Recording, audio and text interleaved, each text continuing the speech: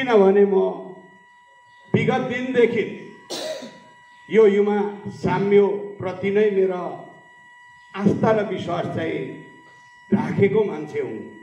अब अलिकति आज बोलिरहनु यहाँ असहज परिस्थिति अप्ठ्यारो पनि परिराखेको छ कि म अहिले भन्नु पर्दाखेरि सत्यहाङ धर्म प्रति छु।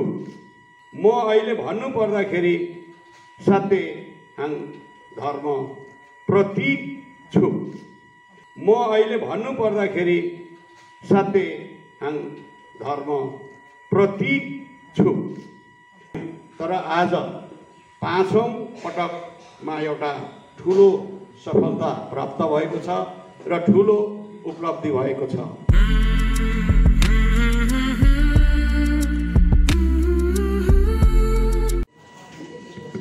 धन्यवाद कार्यक्रम उद्घोषक महोदय। यस धार्मिक तथा सांस्कृतिक गोष्ठीका सभापति महोदय, हाम्रा प्रमुख अतिथि, यस जल्दो बल्दो युवा संघका केन्द्रीय अध्यक्ष आदरणीय देवेन्द्र वालेनज्यू, विशिष्ट अतिथि आदरणीय वीर नेमाङज्यू, त्यसै गरेर विशिष्ट अतिथि हाम्रा संघीय लिम्बुवान पार्टी नेपालका अध्यक्ष आदरणीय सञ्जन पालुङज्यू, मञ्चमा आसीन अतिथिगणज्यूहरू, हाम्रा विश्लेषक द्वय आदरणीय भिमिजमज्यू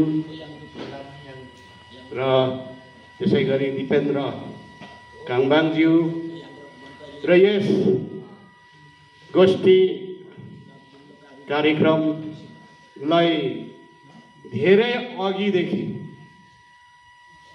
प्रयास गर्नुहुने, आफ्नो जाति, धर्म, भाषा र संस्कृति प्रति धेरै चासो र चिन्ता राख्नुहुने यस संस्था किरात याक्थुङ चुम्लुङका संस्थापक अध्यक्ष आदरणीय आरबी पालुङज्यू र त्यसै गरी मैले देखिरहेको छु यहाँ धेरै बुद्धिजीवी या फेदाङ्बा साम्बा याबा ज्यूहरूको पनि उपस्थिति छ र सम्पूर्ण उपस्थिति महानुभावज्यूहरूलाई एकमुष्ट म यस संस्थाको संस्थापक कोषाध्यक्ष, हाल यही संस्थाको अध्यक्ष तर्फबाट मैले नुगेन सेवारू भने र सेवारू स्वीकार्नुहोस्।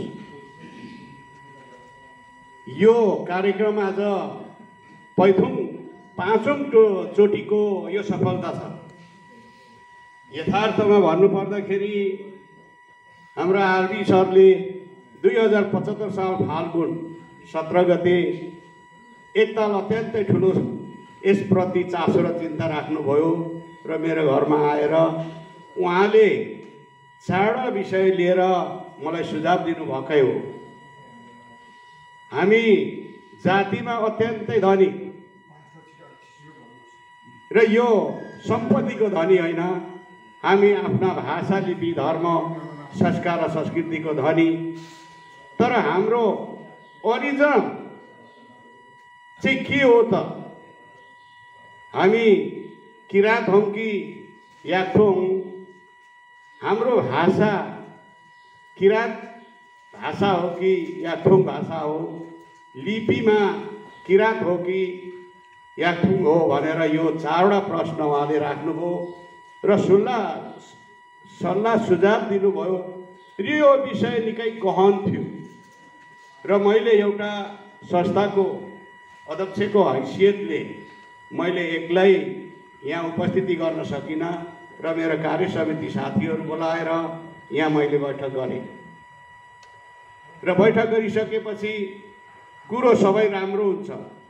जोसँग पनि ती सल्लाह सुझाव सुन्न पाइन्छ, सल्लाह सुझाव सुन्न सकिन्छ भन्ने कुरो गरेर हामीले यहाँ जमर्को गरियो, तर उपस्थिति निम्नभन्दा निम्न भएको हुँदाखेरि त्यो बैठक त्यही नै अन्त गरियो।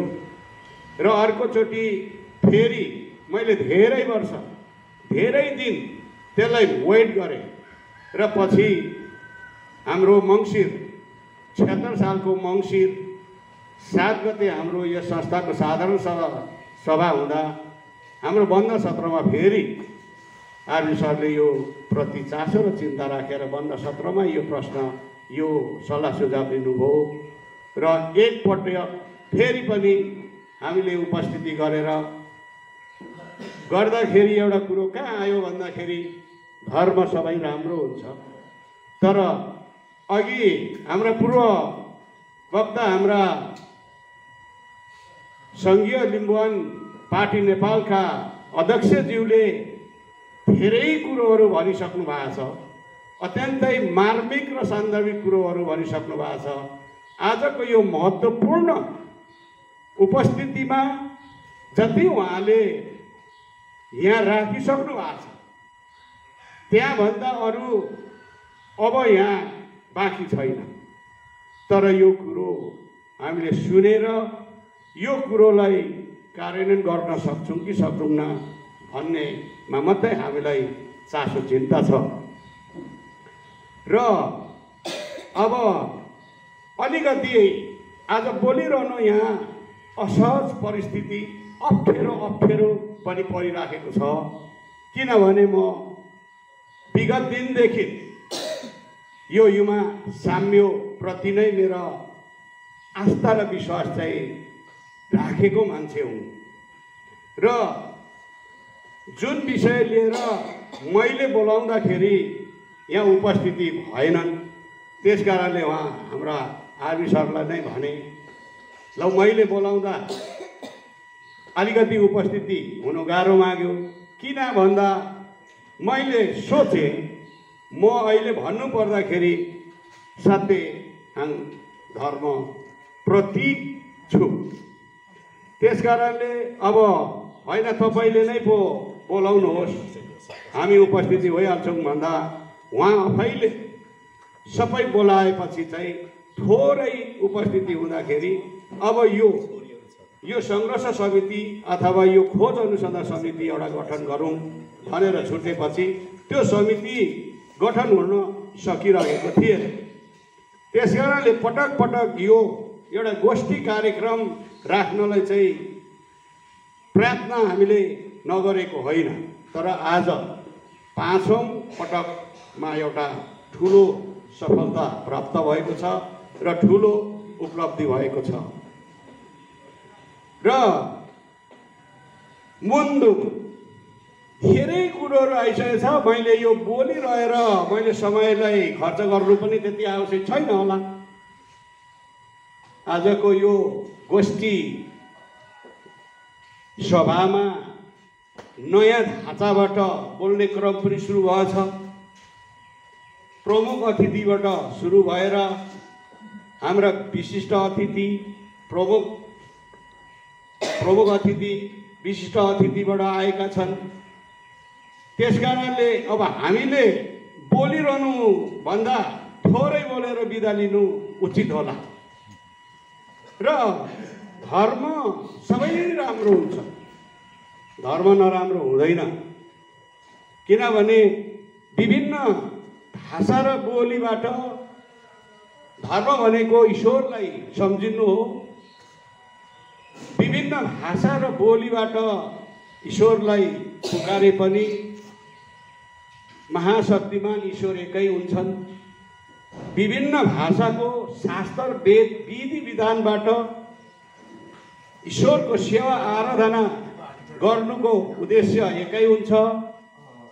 र धर्मको विभिन्न नाम भए पनि अन्ततः धर्मको सन्देश एउटै हुन्छ, त्यो हो प्रेम, शान्ति, अहिंसा, न्याय।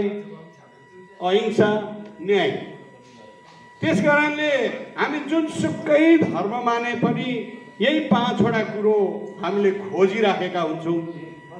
प्रेम, शान्ति, अहिंसा न्याय।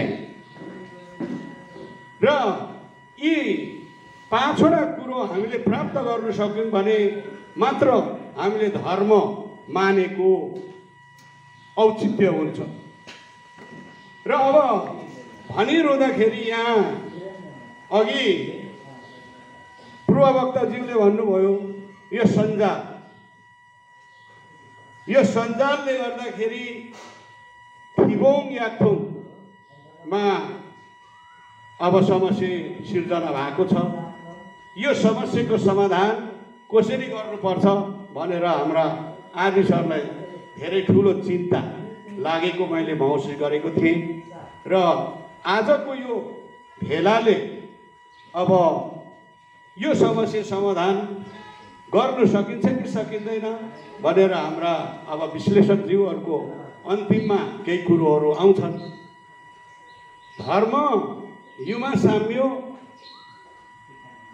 भनेको आफ्नो मौलिकता धर्म हो। तर कहाँनिर चुक्यौँ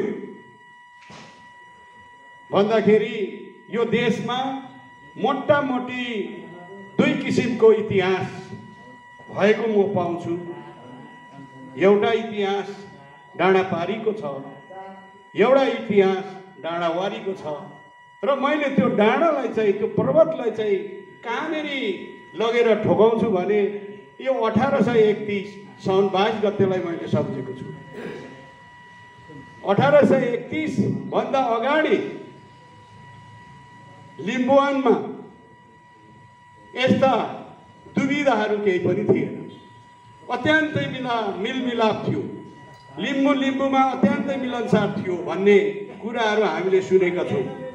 जब 1831 देखि उताको इतिहास अब अहिले हामीले खोजिराखेको छौँ।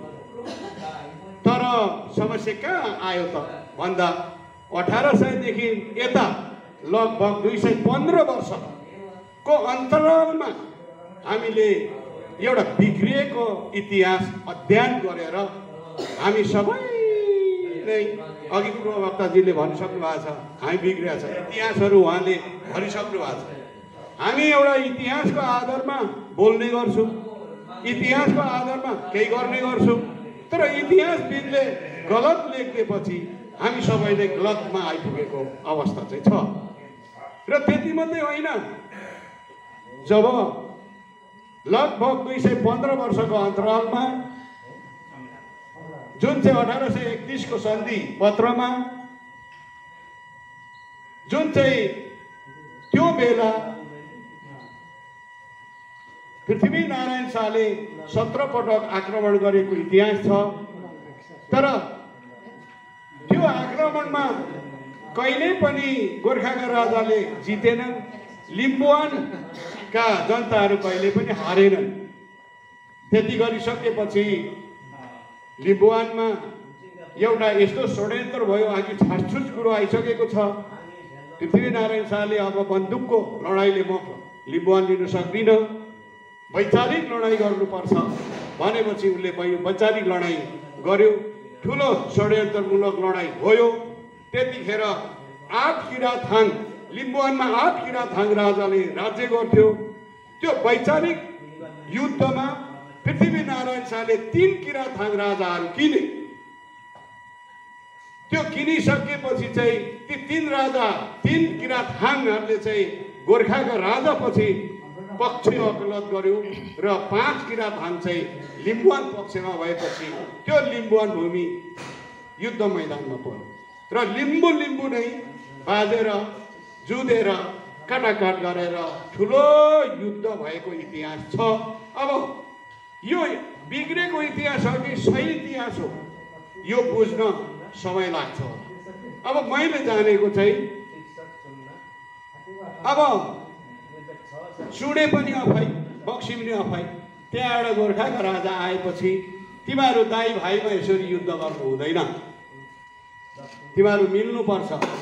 ठुलो स्वार्थ छैन, ठुलो प्रस्ताव छैन, मात्रै 2टा कुरो छ भनेपछि गोर्खाका राजाले के भन्यो भन्दाखेरि लिम्बुवान आजभन्दा 142 वर्ष अघिदेखि मान्दै आएको लिम्बुवान स्वायत्तता हामी मान्ने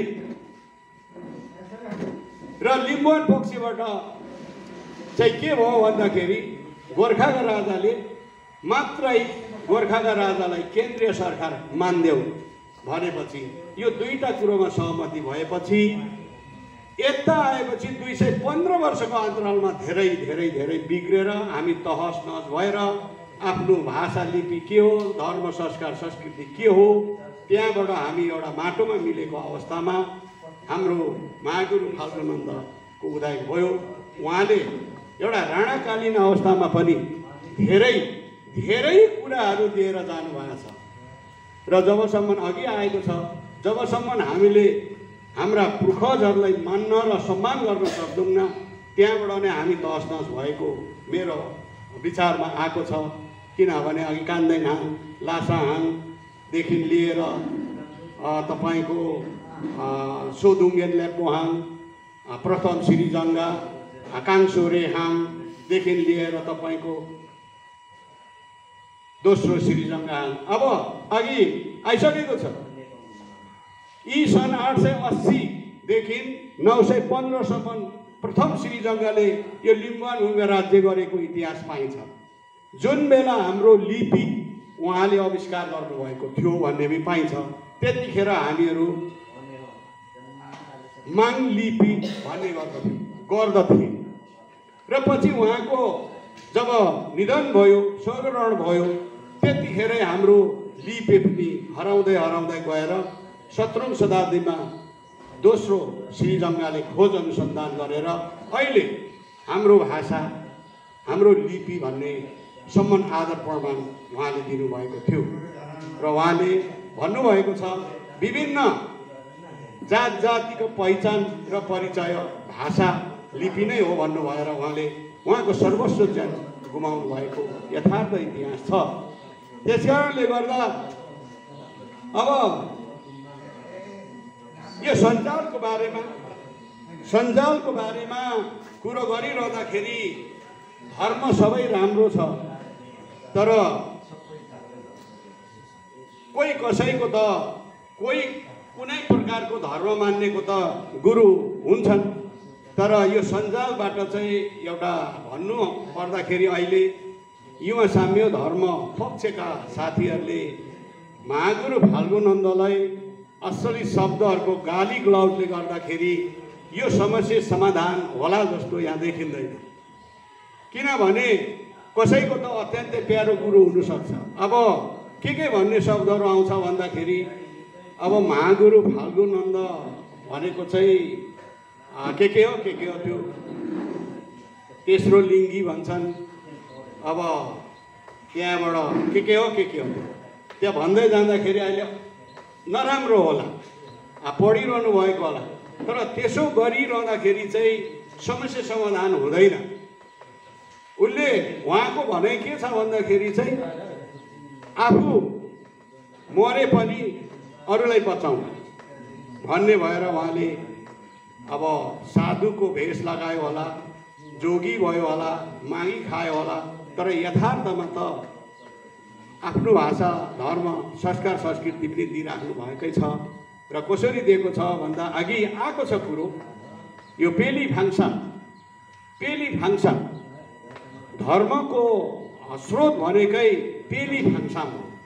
पेली फाङ्सा भनेकै या फेदाङ्बा साम्बाहरू सँग हुन्छ र जुन पेलिसाङसम्म यो पेलिसाङ अब यो लिम्बू भाषा आउँछ है, जुन त्यो अन्तर्गतबाट नै मुन्दुम आएको हुन्छ र त्यही मुन्दुमलाई चाहिँ उहाँले एउटा लिपिबद्ध गरेर एउटा जुन चाहिँ हाम्रो पढ्ने वेद भनौँ न मुन्दुमहरू चाहिँ तयारी पारेको अवस्थामा सत्याङ खेमाले चाहिँ त्यही पेलियाङसम्मबाट आएको मुन्दुमलाई वाचन गरेर हामीले चाहिँ सबै कर्मकाण्डी गर्ने गर्छन्। त्यस कारणले यहाँ अब समय धेरै छैन। अघि नै प्रमुख अतिथिज्यू, विशेष अतिथिज्यूबाट नै सुनिसकेका कुरोहरू छौँ। हामीलाई त्यति भए प्राप्त छ। त्यहाँभन्दा भन्ने ठाउँ, सल्लाह सुझाव दिने ठाउँ मैले अरू देख्दिनँ। किनभने हामीले चाहिँ यो आफ्नो बोल्ने क्रममा उही समय खर्च गरेको मात्रै हो। त्यस कारणले मैले यति भन्दै म एउटा चाहिँ के विनम्र आग्रह गर्दछु भने अब धर्म सबैको प्यारो हुन्छ, धर्मप्रति सबै आस्था र विश्वास राखिएको हुन्छ। यो सञ्जालबाट यो नाना थरीको असली शब्दहरू प्रयोग गरेर एक अर्कालाई गाली गलौज गर्ने चाहिँ बन्द गरौँ र जसरी भए पनि हाम्रो अस्तित्वमा पहिचानलाई चाहिँ कायम गर्ने अघि भनिसक्नु भएको छ। यही मुन्दुम नै हो। धेरै लामो कुरो छ, उहाँले अघि प्रवक्ताजीले भनिसक्नु भएको छ। यी सबै अध्ययन झन्नै मैले पनि गरिसकेको, जुन चाहिँ कसरी मानव सृष्टि भयो, कसरी पृथ्वी सृष्टि भयो, अब सुसुङ्गे लालाङ्गे कसरी भयो, त्यहाँबाट आएपछि सुसुङ्गे लालाङ्गेको छोरा र 2 छोरी। अब जुन छोरीको नाम चाहिँ मुकुमलुङमा हो। अघि यो पाथिभराको कुरो चाहिँ ठ्याक्कै आउँदाखेरि चाहिँ मुकुमलुङमा चाहिँ यो उत्तर दिशामा गएर बसेको थियो, फ्याकुलुङमा चाहिँ यो दक्षिणपट्टि बसेको थियो र सामै आहाङ चाहिँ उँधो गरी हिँड्थ्यो र ऊ चाहिँ त्यहीँ बसेको हुँदाखेरि पाथिभरालाई चाहिँ मुकुमलुङमा भनेको एउटा इतिहास चाहिँ मैले पनि अध्ययन गरेको छु। अब हो होइन एउटा विभिन्न कुराहरू आइराखेको हुन्छ र यसको खोज अनुसन्धान अब आजको दिनदेखि सुरु हुन्छ। र अघि उहाँ हाम्रो आदरणीय सञ्जोहाङ पालुङजीले भन्नुभयो आज यति भयो, यतिले पर्याप्त छैन, भोलि फेरि आउने हो। र यो एउटा गोष्ठीमा यो अन्तर्क्रिया कार्यक्रममा अब फेरि एउटा मोडल चाहिँ फेर्नुपर्छ कि फेरि आयोजना भयो भने सबै राउन्ड बसेर यो आसन र भाषणलाई छोडिदिएर विश्लेषक साथीहरू राखेर उहाँको विचारहरू लिएर जुन चाहिँ यो विषयमा हामीले केही निर्णय गर्नुपर्ने चाहिँ आवश्यकता देखिएको छ भन्दै मेरो अब समयको पाबन्दीले गर्दा कुरोहरू पनि हराइसकेको र प्रमुख अतिथिज्यूहरू प्रवक्ताज्यूहरू बोलिसकेको हुँदाखेरि हाम्रो त बोल्ने त्यो शब्दहरू पनि हराइसकेको अवस्था हुँदा मैले धेरै बोलिनँ। यसो भन्दै आजको यो जो आयोजक हाम्रा आरबी सरले धेरै कसरत गर्नुभएको छ, यो आयोजक साथीहरूलाई यो किराँत कुचुङको अध्यक्षको हैसियतले उहाँलाई मुरी धन्यवाद दिँदै मैले पनि बिदा लिएँ। धन्यवाद हजुर, थ्याङ्क यू। धन्यवाद अबिन ठेवेज्यू।